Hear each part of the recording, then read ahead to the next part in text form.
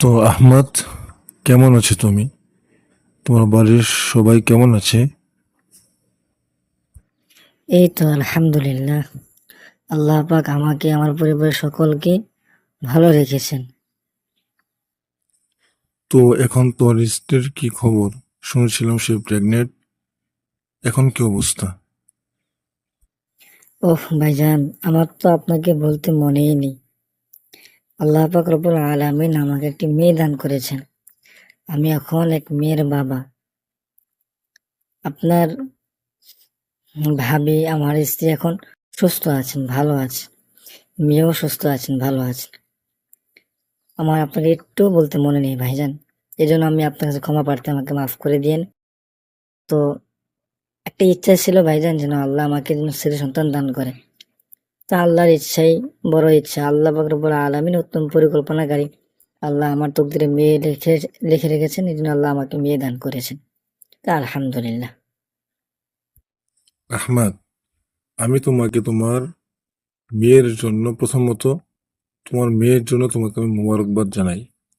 দ্বিতীয়ত, তুমি আল্লাহ পাক রব্বুল আলামিনের এই ফয়সালার প্রতি যে তুমি সন্তুষ্ট, আল্লাহ যে তোমাকে মেয়ে সন্তান দান করেছেন, এই জন্য যে তুমি সন্তুষ্ট, এই জন্য আমি তোমাকে মোবারকবাদ জানাই। 3 নম্বর, এই যে ছেলে সন্তান হওয়া, মেয়ে সন্তান হওয়া, এটা কোনো ব্যক্তির হাতে নাই, কোনো মানুষের হাতে নাই। এটা আল্লাহর পক্ষ থেকে। আল্লাহ যাকে চাই তাকে ছেলে সন্তান দান করেন, আল্লাহ যাকে চাই তাকে মেয়ে সন্তান দান করেন। বুঝতে পেরেছ? জাহেলিয়াতের যুগে তুমি যে সূরা নাহলের 58 নম্বর আয়াত যদি তুমি পড়ো, এই আয়াতের মধ্যে বলা হচ্ছে, وَإِذَا بُشِّرَ أَحَدُهُم بِالْأُنثَى ظَلَّ وَجْهُهُ مُسْوَدًّا وَهُوَ كَظِيمٌ। আর যখন তাদের কাউকে কন্যা সন্তানের সুসংবাদ দেওয়া হয়, তখন তার চেহারা কালো হয়ে যায় আর সে থাকে দুঃখে ভারাক্রান্ত। তো এই আয়াতের মধ্যে বলা হচ্ছে যে জাহেলিয়াতের যুগে কারো কন্যা সন্তান হলে সে মানুষকে বলতে চাইতো না, তার মুখ কালো হয়ে যেত যখন সে শুনতে পাইতো তার মেয়ে হইছে। তো তুমি আল্লাহর শুকরিয়া আদায় করে আল্লাহর প্রতি যে সন্তুষ্ট জ্ঞাপন তুমি যে করেছ, এই জন্য তোমাকে সাধুবাদ। আমাদের বর্তমান সমাজে অনেক মানুষ এমন আছে যাদের মেয়ে সন্তান হলে তারা খুশি হয় না, ছেলে সন্তান হলে খুশি হয়। তারা ভুলে যায় যে আমাদের নবী সাল্লাল্লাহু আলাইহি ওয়াসাল্লাম, হ্যাঁ, কন্যাদের বাবা, মেয়েদের বাবা, এটা তারা ভুলে যায়। আর যে কথা বলতেছিলাম, যে ছেলে সন্তান আর মেয়ে সন্তান, এটা কোনো মানুষের হাতে নাই। আল্লাহ পাক রব্বুল আলামিন যাকে চান তাকে ছেলে সন্তান, যাকে চান তাকে মেয়ে সন্তান দান করেন। তুমি যদি সূরাতুশ শুআরা পড়ো, সূরাতুশ শুআরার 42 নম্বর আয়াত, সূরাতুশ শুআরার 49 নম্বর আয়াত এবং 50 নম্বর আয়াত। 49 নম্বর আয়াতে কি বলা হচ্ছে? লিল্লাহি মুলকুস সামাওয়াতি ওয়াল আরদ ইয়াখলুকু মা ইয়াশা ইয়াহাবু লিমান ইয়াশাউ ইনাসা ওয়া ইয়াহাবু লিমান ইয়াশাউ যুকুর। আল্লাহ বলতেছেন, আসমান সমূহ ও জমিনের রাজত্ব আল্লাহরই। তিনি যা চান সৃষ্টি করেন।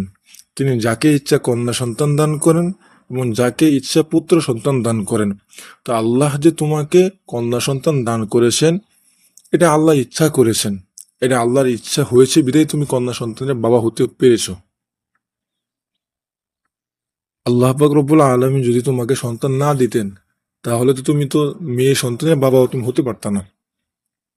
আল্লাহ পাক পরের আয়াতের মধ্যে বলতেছেন, আও ইউজাউযিহুম যুকরানা ওয়া ইনাসা ওয়া ইয়াজআলু মান ইয়াশাউ আকিমা ইন্নাহু আলিমুন কদির।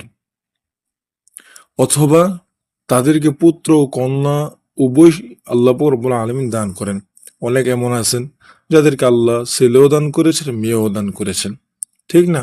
অনেক এমন আছেন যাদেরকে ছেলে দান করেছেন, মেয়ে দেন নাই, মেয়ে দান করেছেন, ছেলে দেন নাই। পরে আল্লাহ কি বলতেছেন? ওয়াজআলু মান ইয়াশাউ আকিমা, এবং আল্লাহ যাকে ইচ্ছা বন্দা করে দেন। ইন্নাহু আলিমুন কদির, তিনি তো সর্বজ্ঞ সর্বশক্তিমান। তা আল্লাহ অনেক এমন আছে যাদেরকে আল্লাহ কোনো সন্তানে দেয় না। তো আল্লাহ রব্বুল আলামিন যে তোমাকে সন্তান দান করেছেন, এটাই তো আল্লাহর অনেক বড় নিয়ামত তোমার জন্য। এই জন্য কখনো মন খারাপ করবে না। আল্লাহ তোমাকে ছেলে সন্তান দেয় নাই, এই জন্য মন খারাপ করা যাবে না। তুমি অবশ্য করো নাই, তারপরে বলতেছি কখনো এটা মনে করবা না। তুমি ইচ্ছা করেছিলে, মানুষকে বলেছিলে যে আল্লাহ তোমাকে ছেলে সন্তান দান করুক, কিন্তু আল্লাহ দেয় নাই, মেয়ে সন্তান দান করেছেন। এটার মধ্যে হয়তো তোমার জন্য কল্যাণ রয়েছে। তুমি এটার মধ্যেই আল্লাহর প্রতি তাওয়াক্কুল রেখে, সন্তুষ্ট রেখে সামনে অগ্রসর হতে থাকো। মেয়েকে দিনদারিতে শিক্ষা দাও, বড় করো। হাদিসের মধ্যে বলা হয়েছে, কারো যদি মেয়ে সন্তান হয় একটা দুইটা, আর ওই বাবা গার্জিয়ান যদি ওই মেয়েকে ভালোভাবে দিনদারিতে শিক্ষা দিয়ে বড় করে, তো এই মেয়ের বদৌলতে সে জান্নাতে যেতে পারবে। সুবহানাল্লাহ। এমন কথা কিন্তু ছেলেদের ক্ষেত্রে বলা হয় নাই, আমরা তো এটা বুঝি না। যাই হোক, তোমার জন্য দোয়া থাকলো, তোমার সন্তানের জন্য দোয়া থাকলো, আমাদের জন্য তুমি দোয়া কইরো।